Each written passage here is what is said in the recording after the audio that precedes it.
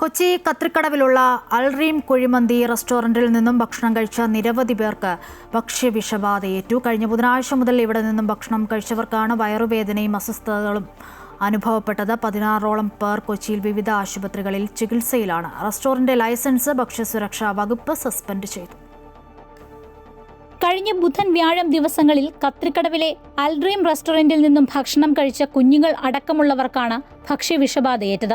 10 പേർ ഇന്ദിരാഗാന്ധി സഹകരണ ആശുപത്രിയിലും 6 പേർ മറ്റു കൊച്ചിയിലെ സ്വകാര്യ ആശുപത്രികളിലും ചികിത്സ തേടി.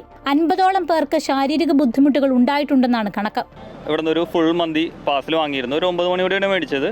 ഒരു 9:30 ഞങ്ങൾ കഴിച്ചിരുന്നു. പിറ്റേ ദിവസം വൈകുന്നേരം ആയപ്പോൾ എൻ്റെ അമ്മ പറഞ്ഞു വയറിന് എന്തോ ഒരു സ്റ്റൊമക്ക് അപ്സെറ്റ് ആണെന്ന് പറഞ്ഞു. പക്ഷേ സൺഡേ ഒരു ഉച്ചയായപ്പോഴത്തേക്കും അമ്മക്കും എൻ്റെ അനിയനും വോമിറ്റിംഗ് സ്റ്റാർട്ട് ചെയ്തു.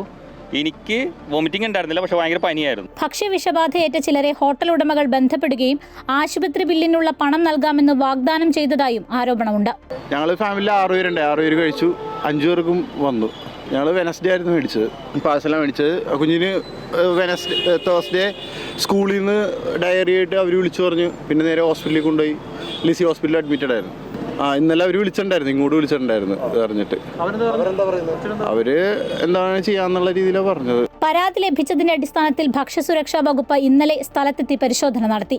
ഭക്ഷണ സാമ്പിൾ പരിശോധനയ്ക്കായി അയച്ചിട്ടുണ്ട്. ഇന്ന് രാവിലെ ഹോട്ടലിന്റെ ലൈസൻസ് സസ്പെൻഡ് ചെയ്തു. സംഭവത്തിൽ വിശദമായ അന്വേഷണം നടത്തുമെന്നും കുറ്റക്കാർക്കെതിരെ കർശന നടപടി സ്വീകരിക്കുമെന്നും അധികൃതർ വ്യക്തമാക്കി. അമൃത ന്യൂസ്, കൊച്ചി.